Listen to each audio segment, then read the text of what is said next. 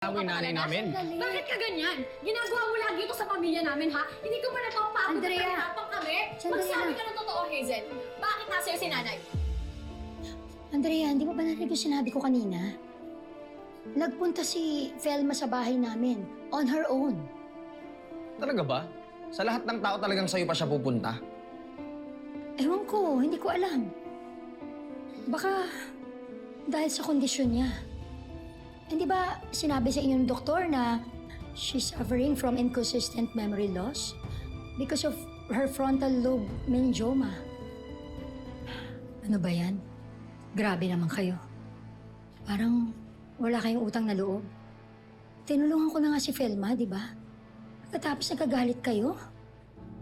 Sana pala, pinabayaan ko na lang siya sa gate. Hindi ko na lang siya pinapasok. Pakibigyan na lang kay Velma. Apa! Hazel!